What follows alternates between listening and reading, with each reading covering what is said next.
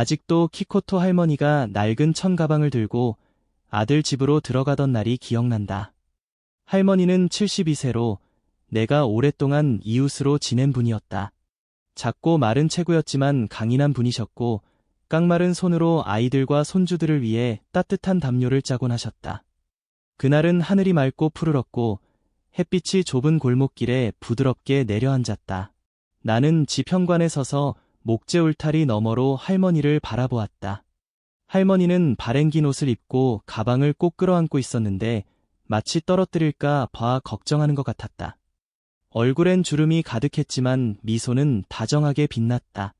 내가 손을 흔들며 인사하자 할머니가 뒤를 돌아보며 가벼운 목소리로 말했다. 나 타미네 집에 가서 같이 살 거야. 정말 기쁘다. 키코토 할머니는 골목 끝에 있는 작은 집에서 혼자 사셨다. 내가 어린 시절부터 오후마다 놀러 가곤 했던 곳이다.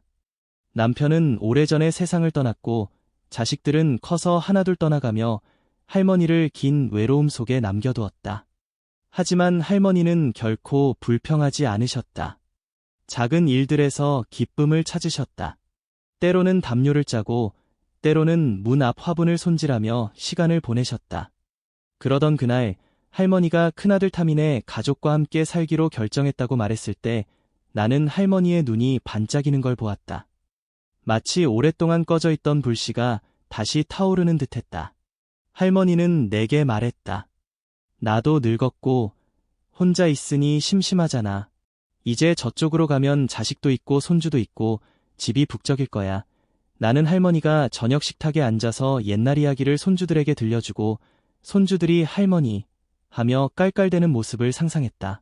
할머니는 너무 신나게 말해서 내가 놀리기까지 했다.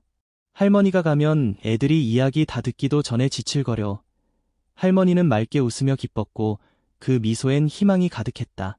나는 할머니가 짐을 싸는 모습을 보았다.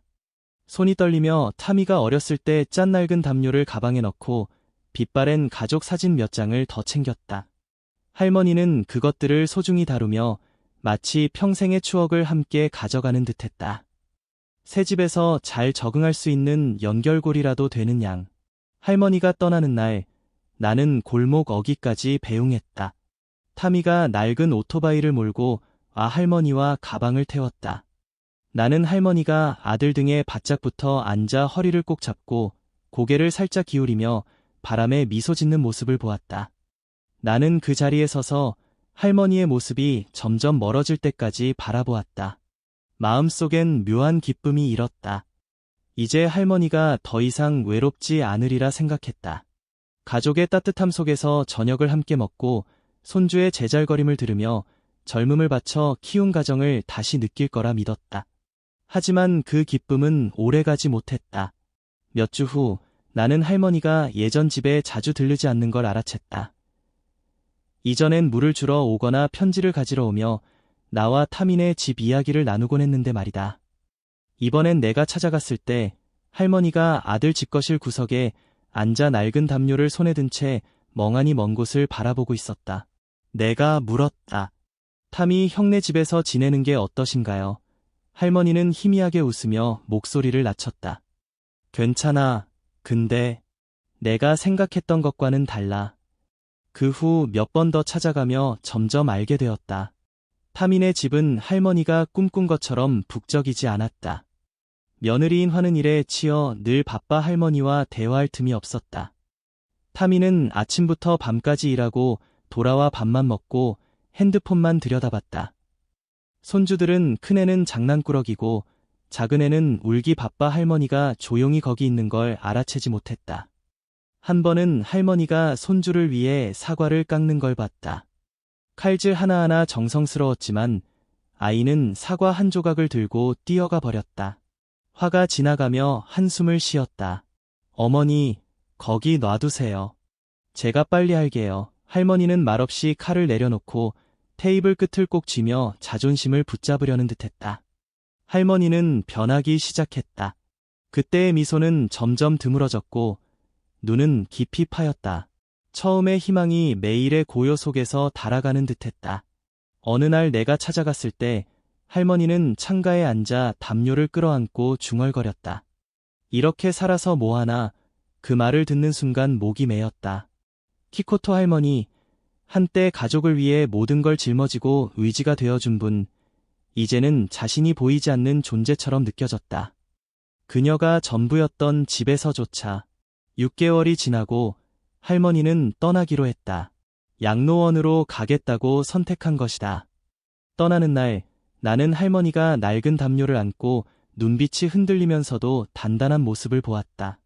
나중에 양로원에서 할머니를 방문했을 때 할머니는 작은 화분에 나무를 심고 매일 보살피며 미소를 되찾았다. 할머니는 내게 말했다. 여기선 나를 위해 살아. 그걸로 충분해. 나는 할머니를 보았다. 더 이상 자식과 손주를 위해 모든 걸 주는 할머니가 아니라 자신을 되찾은 여인이었다.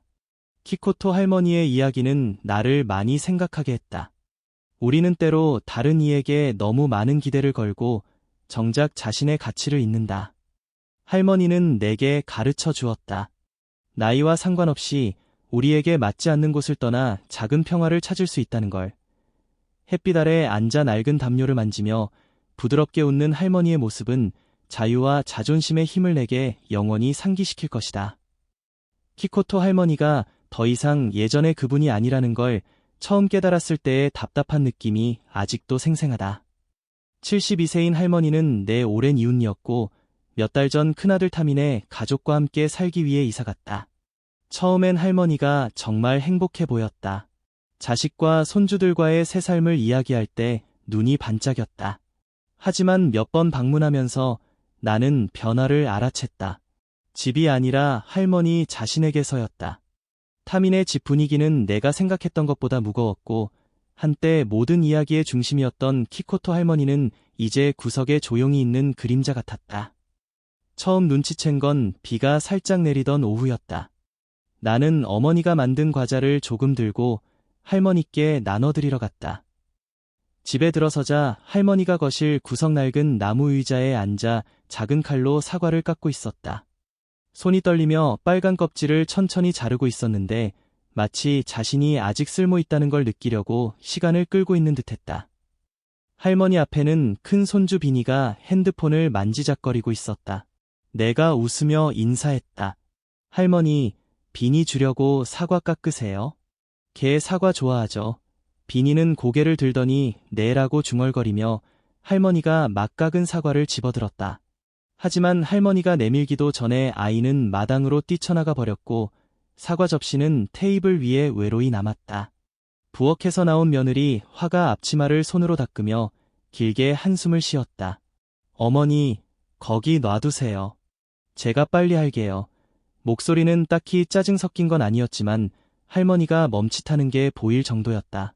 할머니는 말없이 칼을 내려놓고 테이블 끝을 꼭 쥐었다. 뭔가를 붙잡으려는 듯했다.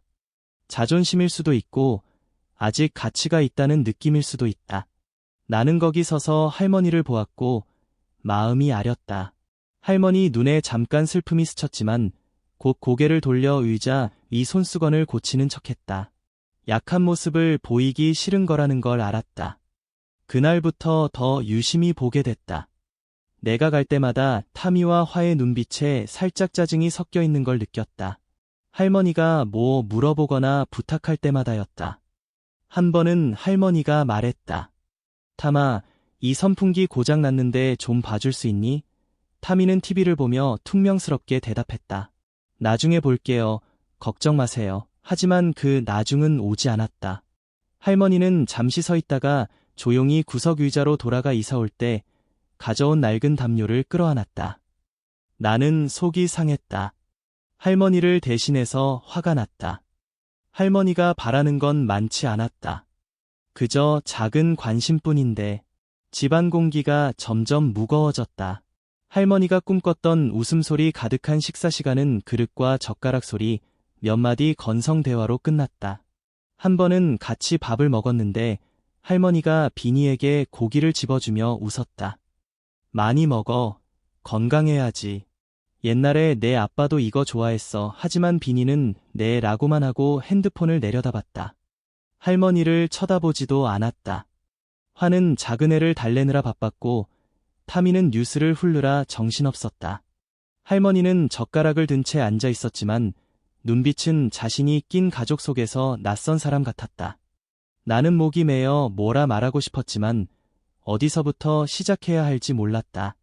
할머니는 점점 작아졌다. 목소리가 작아져 필요할 때만 속삭이듯 말했다.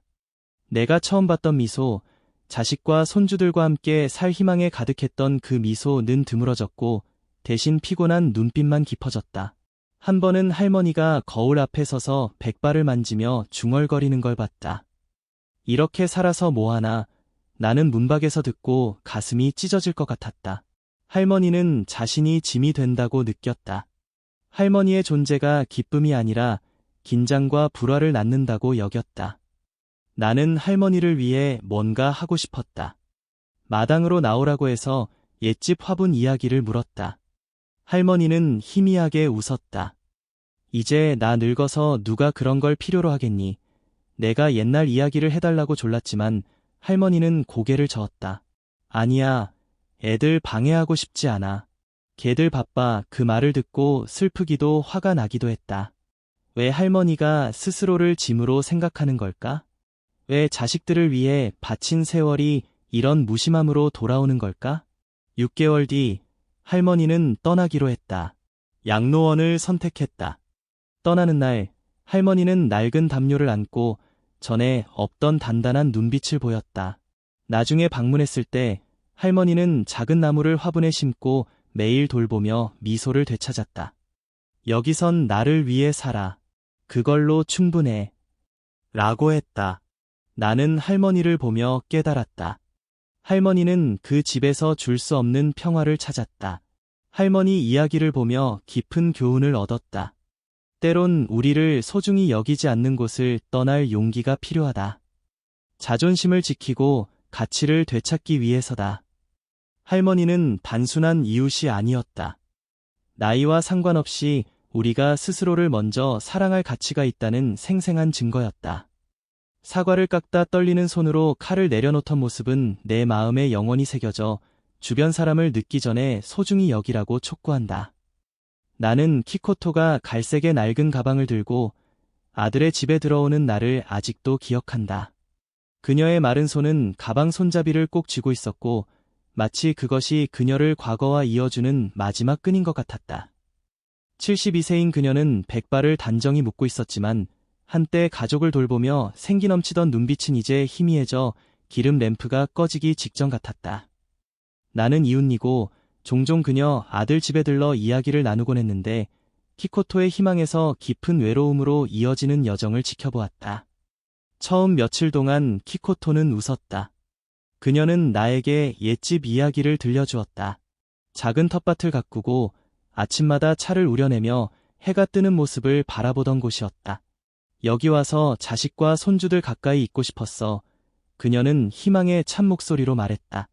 늙으면 그저 그들이 커가는 걸 보고 웃음소리 속에서 살고 싶을 뿐이야. 나는 고개를 끄덕이며 그녀가 거실에 앉아서 아이들에게 옛날 이야기를 들려주거나 따뜻한 분위기 속에서 조용히 옷을 뜨개질하는 모습을 상상했다. 하지만 현실은 그런 꿈과는 달랐다. 시간이 지나면서 뭔가 잘못됐다는 걸 깨닫기 시작했다. 키코토는 점점 조용해졌다. 어느 날 내가 놀러 갔을 때 그녀는 창가에 앉아서 낡은 스웨터를 품에 안고 있었다. 그건 그녀가 옛 집에서 가져온 물건이었는데 눈은 눈물로 붉게 충혈돼 있었다. 창을 통해 들어오는 희미한 햇빛이 그녀 얼굴에 금빛을 덮었지만 그 눈 속의 슬픔을 지울 수는 없었다. 그녀는 텅 빈 마당을 바라보았다. 그곳은 아이들이 뛰놀던 곳이었지만 이제는 바람 소리만 들릴 뿐이었다. 내가 물었다. 괜찮으세요? 그녀는 억지로 웃으며 숨기려는 미소를 지었다. 이렇게 살아서 뭐하나? 그녀가 속삭였다. 떨리는 목소리는 마른 가지를 스치는 바람 같았다. 그 질문은 며칠 동안 나를 괴롭혔다. 키코토는 강인한 여자였다. 그녀는 남편이 세상을 떠난 후 홀로 아이를 키운 시절 새는 지붕을 직접 고치고 아들이 대학에 갈 수 있도록 밤늦게까지 일했던 이야기를 들려주었다. 그녀는 가정의 기둥이자 불씨였다. 하지만 이제 이 집에서 그녀는 그림자 같았다. 보이지 않고 흐릿하며 누구도 신경 쓰지 않는 존재였다. 나는 그것을 가족 식사 시간에 가장 분명히 보았다. 그녀의 아들 훈과 며느리 란이 일과 아이들로 바빠서 그들은 그녀 앞에 밥 한 접시를 놓아주었지만 그녀가 뭘 먹고 싶은지 묻는 이는 없었다. 그녀의 이야기를 들어주는 이도 없었다. 한 번은 란이 훈에게 말하는 걸 들었다. 어머니는 저기 앉아서 조용히만 계셔. 뭘 말해야 할지 모르겠어. 나는 소리 지르고 싶었다. 그녀에게 물어봐. 그녀 말을 들어봐. 하지만 나는 그저 무력하게 서서 키코토가 고개를 숙이고 식은 밥을 한 숟가락씩 먹는 모습을 보았다. 그녀의 이야기는 이 집에서 더 이상 자리를 찾지 못했다. 어느 오후, 그녀가 손자에게 시골 장터에서 제일 신선한 생선을 사서 된장국을 끓였던 이야기를 하려 했던 걸 보았다. 하지만 아이는 핸드폰만 들여다보며 네 하고 대충 대답한 뒤 뛰쳐나갔다. 키코토는 이야기를 멈췄다. 입술을 굳게 다물고 손을 깍지 껴 기억의 온기를 붙잡으려 했다. 나는 그녀의 아픔을 느꼈다. 거절당해서가 아니라 자신이 가치 없다고 느끼는 그 고통이었다. 그녀는 불을 지피던 사람이었지만 이제는 바람에 날리는 재가 되었다. 날이 갈수록 키코토는 더 조용해졌다. 그녀는 방 밖으로 잘 나오지 않았고 누구와도 말을 거의 하지 않았다. 어느 날 내가 과자를 조금 가져가 나누려 했지만 그녀는 그저 멍한 눈으로 나를 바라보았다. 내가 쓸모없다고 생각하지? 그녀가 쉰 목소리로 물었다. 나는 고개를 저으며 위로하려 했다. 아직도 제가 아는 멋진 분이세요. 하지만 그 말이 충분치 않다는 걸 알았다. 그녀는 삶의 목표를 잃었다. 자유와 정체성, 키코토를 정의했던 것들이 이제 그녀가 평온의 항구라 여겼던 이 집에서 닳아 없어졌다. 어느 저녁, 옆집에서 다투는 소리가 들렸다. 훈과 란이 그녀를 요양원에 보낼지 논의하고 있었다. 어머니가 여기 있으면 귀찮기만 해. 란이 짜증 섞인 목소리로 말했다. 나는 담장 밖에 얼어붙은 듯 서 있었다. 심장이 조여왔다. 키코토는 듣지 못했지만 다음 날 아침 그녀가 거울 앞에 서서 떨리는 손으로 머리를 빗는 걸 보았다. 마지막 자존심을 되찾으려는 듯했다. 그녀는 울지 않았지만 나는 그녀의 마음이 산산조각 났음을 알았다. 키코토의 이야기는 내게 깊은 교훈을 남겼다.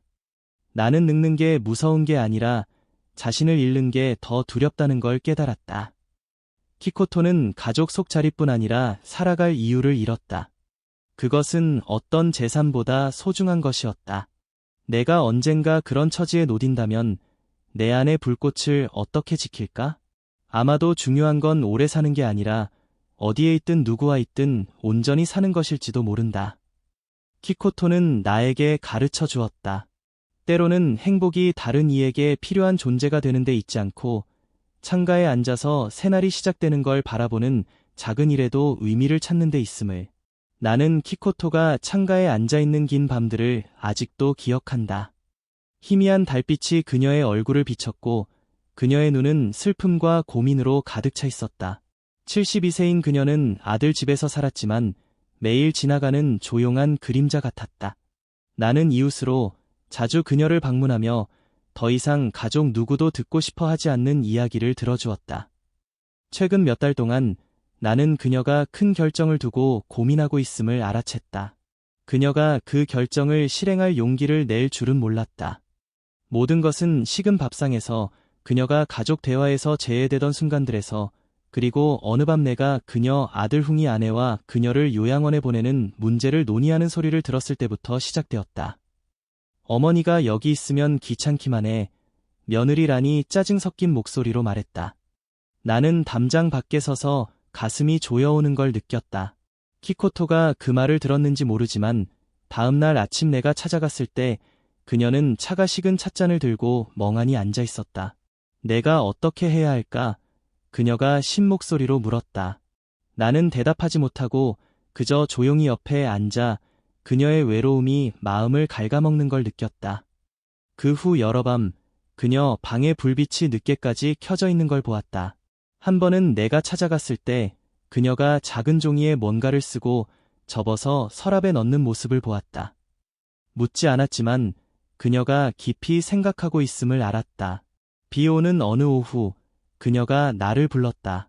평소보다 진지한 목소리였다. 결정했어. 그녀가 말했다.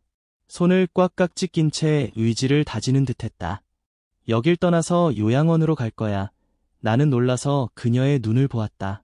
슬프면서도 단호한 차가운 바람 속에서 깜빡이는 작은 불꽃 같은 눈빛이었다. 키코토가 짐을 꾸리는 날, 나는 방 구석에 서서 그녀가 천천히 옷을 접고 작은 물건들을 챙기는 모습을 보았다. 낡은 갈색 여행 가방이 다시 등장했지만 이번에는 과거와의 연결고리가 아니라 새로운 시작으로 가는 문 같았다. 그녀는 가장 슬픈 날에 꼭 안고 있던 낡은 스웨터를 들고 가방에 넣으며 살짝 미소 지었다. 자식과 손주 곁을 떠나면 못 살 줄 알았어. 그녀가 떨리는 목소리로 말했다. 하지만 이제 나 자신을 위해 살아야 한다는 걸 깨달았어. 그녀의 눈이 붉어졌지만 그건 고통 때문이 아니라 해방감 때문이었다. 그녀가 떠나는 날, 하늘에 이슬비가 내렸다. 훈과라는 문 앞에 서서 미안함과 안도감이 섞인 표정을 지었다. 그들은 그녀를 붙잡지 않고 형식적인 인사만 건넸다. 나는 그녀와 함께 낡은 버스를 타고 요양원으로 갔다. 그녀는 창밖을 보며 가방 손잡이를 꽉 쥐었지만 어깨가 더 이상 무겁지 않아 보였다. 요양원에 도착했을 때 그녀는 버스에서 내려 깊게 숨을 들이마셨다. 마치 평생의 짐을 내려놓은 듯했다. 요양원에서의 처음 며칠, 나는 그녀가 외로울까 걱정했다. 하지만 방문했을 때 나는 키코토의 변화에 놀랐다. 그녀는 더 자주 웃었고 새로운 친구들에 대해 이야기할 때 눈이 반짝였다. 옆방민 할머니는 농담을 잘해. 그녀가 밝은 목소리로 말했다. 화 할머니는 나한테 장기를 가르쳐줘. 나는 그녀의 말을 들으며 생기가 돌아오는 걸 느꼈다. 그녀는 더 이상 보이지 않는 그림자가 아니었다. 잃었던 독립과 자신만의 공간을 찾은 것이다. 가장 인상 깊었던 건 그녀가 방 구석에 놓은 작은 화분이었다. 어느 오후, 나는 그녀가 창가에 앉아서 화분에 물을 주며 조심스레 바라보는 모습을 보았다. 뒷마당에서 찾았어. 그녀가 따뜻한 목소리로 말했다. 작지만 내가 키우고 싶었어. 그 화분은 단순한 식물이 아니었다. 그것은 그녀의 새로운 삶과 희망을 상징했고 그녀가 메마른 날들 속에서 스스로 심은 씨앗이었다. 나는 물방울이 흙에 떨어지는 모습을 보며 재생의 놀라운 힘을 느꼈다. 시간이 지나면서 키코토는 완전히 달라졌다. 그녀는 대화 모임에 참여하고 화분 몇 개를 더 키우며 심지어 자신의 삶에 대한 이야기를 다시 쓰기 시작했다. 한 번은 그녀가 떨리는 손글씨로 쓴 종이를 보여주었다. 늙으면 끝인 줄 알았는데 사실은 또 다른 문이었어. 나는 그 글을 읽으며 코끝이 찡해졌다. 그녀의 이야기 때문만이 아니라 나도 그녀에게서 배울 수 있다는 걸 깨달았기 때문이다. 자신을 포기하지 않는 법을. 키코토의 이야기는 내게 깊은 교훈을 남겼다. 떠나는 것이 실패가 아니라 자신을 되찾는 길일 수 있다는 걸 알게 됐다. 그녀는 나에게 나이와 상관없이 우리 모두 자신을 위해 살 권리가 있고 화분을 키우거나 새 친구와 이야기하는 작은 일에도 의미를 찾을 수 있음을 가르쳐 주었다. 키코토는 요양원에서 새 출발을 찾은 게 아니라 자신을 찾았고 그건 나에게 어떤 것보다 큰 영감이었다. 어쩌면 행복은 어디에 있느냐가 아니라 두려움을 넘어 다시 시작할 용기를 내느냐에 달린 것일지도 모른다. 나는 아직도 기억한다. 키코토가 요양원 처마 밑에 앉아 연기를 피우는 찻잔을 손에 들고 부드러운 눈빛으로 작은 마당을 바라보던 그 첫 순간을. 이른 아침 풀잎 위에 이슬이 맺혀있던 그날 그녀는 마치 평온한 한 구석을 찾은 듯 보였다. 아들 집에서 살던 지난 시간 동안 내가 한 번도 본 적 없는 평온함이었다. 나는 그녀의 오랜 이웃으로서 한때 강인했던 여성이 점점 그림자처럼 사라져가는 모습을 지켜보았고 결국 떠나 새로운 삶을 시작한 그녀를 다시 만났다. 그날 그녀를 다시 찾아갔을 때 나는 그녀가 인생을 대하는 방식에서 깊은 변화를 느낄 수 있었다. 키코토가 자기 자신을 받아들이기까지의 여정은 결코 쉬운 길이 아니었다. 처음 요양원으로 옮겼을 때 나는 그녀가 외로움 속에 잠식될까 봐 걱정했다. 그녀는 한밤중에 아들 집에서 잠 못 이루며 고민했던 이야기를 내게 털어놓았다. 나는 거기에 있어야 한다고 생각했어. 손주들을 위해 희생해야 한다고 믿었지. 그녀는 그렇게 말하며 후회의 빛이 어린 목소리를 냈다. 하지만 결국 아무도 나를 필요로 하지 않았다는 걸 알았어. 그 고백은 내 마음을 무겁게 만들었다. 어느 날 나는 그녀가 가족과 함께 찍은 오래된 사진을 들고 눈물을 머금은 채 앉아있는 모습을 보았다. 하지만 그녀는 그 슬픔에 갇히지 않기로 선택했다. 어느 오후 내가 그녀를 찾아갔을 때 그녀는 작은 노트를 꺼내어 뭔가를 적고 있었다. 글씨는 떨렸지만 줄마다 감정이 묻어 있었다. 내가 물었을 때 그녀는 이렇게 말했다. 과거를 돌아보고 있어. 정말 많이 아팠어. 다른 사람 눈에 내 가치가 없어진 것 같아서. 하지만 이제는 알겠어. 슬픔 속에만 살 수는 없다는 걸. 그녀는 노트를 덮고 책상 위에 놓았다. 그때 처음으로 나는 그녀의 진심 어린 미소를 보았다. 예전의 억지 웃음이 아니라 마음에서 우러나오는 평온함이었다. 나는 그 자리에 앉아 바람이 살며시 불어오는 소리를 들으며 그녀가 내려놓는 방식에서 강인함을 느꼈다. 그날 이후 기코토는 변했다. 그녀는 종종 처마 밑에 앉아 찻잔을 들고 자신이 직접 키운 작은 화분을 바라보았다. 그 식물은 조그맣고 이제 막 몇 개의 푸른 잎이 돋아난 상태였지만 그녀는 매일 정성스럽게 물을 주고 다듬으며 보살폈다.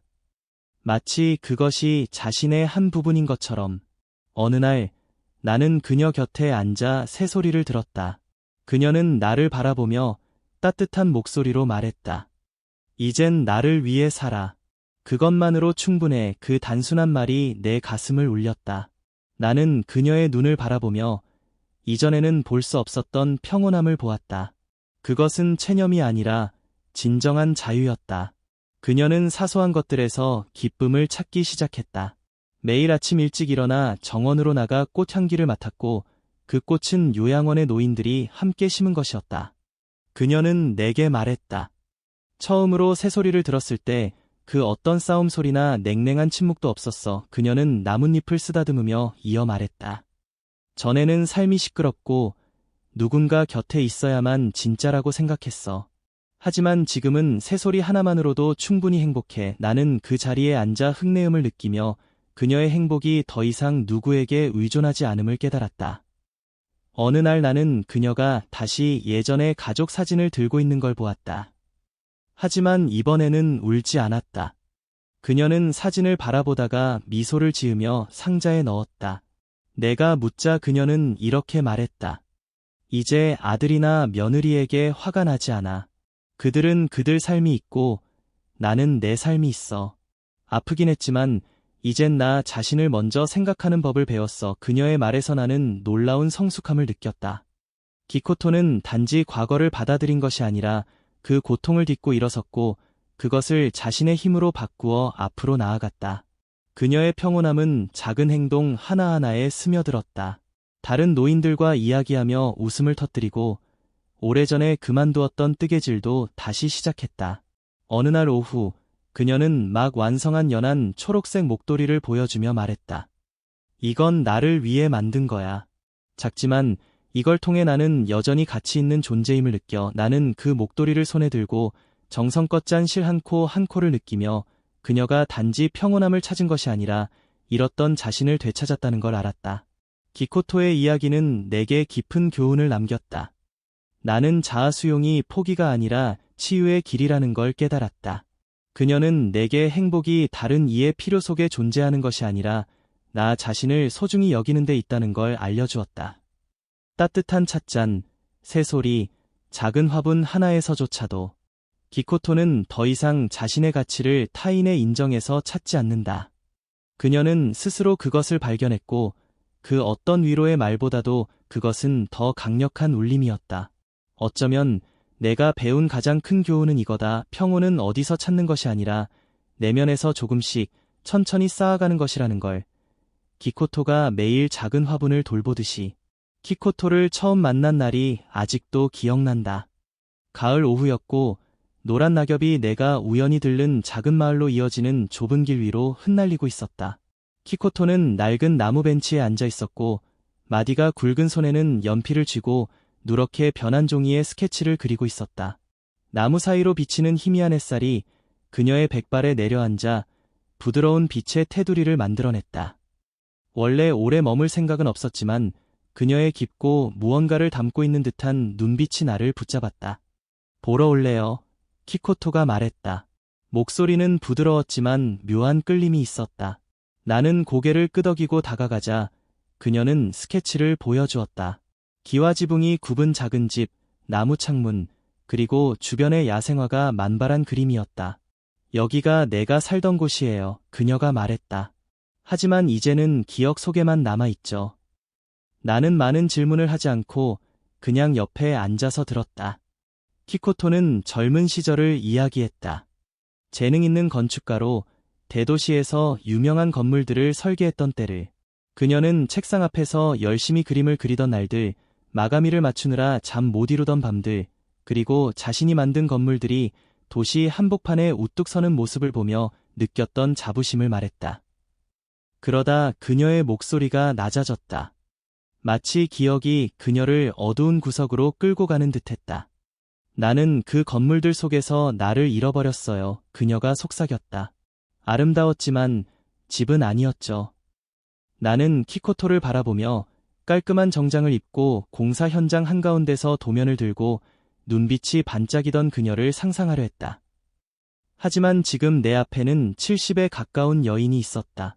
손은 떨리고 눈은 세월에 흐려졌으며 이름 붙일 수 없는 슬픔이 스쳐 지나갔다.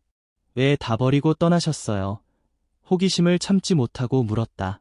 키코토는 가볍게 웃었다. 그 미소는 부드럽고도 씁쓸했다. 내가 더 이상 거기에 속하지 않는다는 걸 깨달았기 때문이에요. 그 도시, 그 건물들은 나를 필요로 하지 않았고 나도 그것들을 필요로 하지 않았어요. 그녀는 떠나기로 결심한 날을 이야기했다. 아무런 예고도 작별 인사도 없이 작은 여행 가방 하나, 몇 권의 노트, 그리고 이 시골로 오는 버스표 한 장뿐이었다. 무언가를 찾고 싶었어요. 그녀가 말했다. 하지만 최근에야 그게 나 자신이라는 걸 알게 됐죠.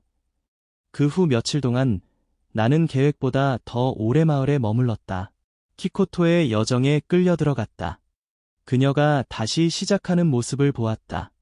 더 이상 고층 빌딩이 아니라 초록 들판 한가운데 나무와 진흙으로 지은 작은 집들이었다. 그녀는 천천히 일했다. 허리가 아프거나 눈이 피로해 멈추기도 했지만 그녀의 눈빛에 빛이 돌아왔다. 나는 옆에 앉아서 뜨거운 차를 끓여주며 그녀가 나무판과 벽돌을 하나하나 재는 모습을 지켜보았다. 한 번은 물었다. 과거의 영광스러운 날들이 아깝지 않으세요? 키코토는 손을 멈추고 멀리 바라보며 대답했다. 아니요. 그 시간이 없었다면 지금 이 날들을 소중히 여기지 못했을 거예요. 어느 오후 해가 지기 시작할 때 키코토는 나를 그녀가 여기서 완성한 첫 번째 집으로 데려갔다. 그 집은 처음 봤던 스케치와 똑같았다. 작고 따뜻했으며 입구 주변에는 야생화가 활짝 피어 있었다. 이건 그냥 집이 아니에요. 그녀가 말했다. 내가 평화를 찾은 곳이죠. 나는 안으로 들어가 나무 냄새를 맡으며 고요함이 구석구석 스며드는 것을 느꼈다. 키코토는 현관에 서서 내가 끓여준 차를 들고 있었고 그녀의 눈빛은 석양과 하나가 된 듯 부드러웠다. 나도 모르게 마음이 가벼워졌다. 마치 나도 무언가를 내려놓은 기분이었다. 하지만 가장 기억에 남는 순간은 따로 있다. 그날 키코토는 큰 나무 아래 앉아 있었고 오후 햇살이 그녀의 주름진 얼굴 위로 비쳤다. 바람이 불어와 야생화 꽃잎 몇 개가 그녀 주변에 반짝이며 떨어졌다. 그녀는 눈을 감고 미소 지었고 나는 마치 그녀의 입술에 부드러운 키스가 내려앉은 듯한 느낌을 받았다. 누군가의 키스가 아니라 삶이 주는 늦은 위로 같았다. 나는 그곳에 조용히 서서 내 심장이 아주 진실되고 깊은 무언가에 닿은 듯한 감각을 느꼈다. 키코토의 여정을 지켜보며 나는 때로는 우리에게 더 이상 속하지 않는 곳을 내려놓는 용기가 필요하다는 걸 깨달았다. 나는 삶이 크고 대단한 것을 이루고 다른 사람에게 흔적을 남기는 것이라 생각했었다. 하지만 키코토는 그 반대를 가르쳐 주었다. 그녀는 더 이상 하늘을 찌르는 건물을 짓지 않고 누구의 인정도 구하지 않았다. 그저 살았다. 매 순간, 매 숨결을 온전히 느끼며 살았다. 나는 나 자신에게 물었다. 나도 그렇게 할 수 있을까? 익숙한 것들을 떠나 진정한 평화를 찾을 용기가 나에게 있을까? 마을을 떠날 때 나는 마지막으로 뒤를 돌아보았다. 키코토는 여전히 그곳에 앉아 있었고 오후 햇살 아래 그녀의 미소는 늦게 핀 꽃처럼 빛났다. 그 이미지는 내 안에 깊이 새겨졌다. 단순한 기억이 아니라 나를 일깨우는 메시지였다. 삶은 누군가를 위해 유용한 일을 하는 것이 아니라 우리가 우리 자신과 온전히 살아갈 수 있느냐에 달려있다. 키코토는 나에게 가르쳐 주었다. 나이와 상관없이 우리는 언제든 다시 시작할 수 있고 평화를 찾을 수 있다. 단지 손을 놓고 걸어나갈 용기만 있다면. 이 이야기는 키코토에 관한 것뿐만 아니라 나에 관한 것이기도 하다. 급하게 흘러가는 삶 속에서 나 자신에게 질문을 던졌던 순간들에 대해 이야기를 통해 당신이 세부적인 감정과 생생함, 그리고 키코토가 남긴 깊은 교훈을 느낄 수 있기를 바란다. 마치 부드럽지만 사람의 마음을 흔드는 바람처럼.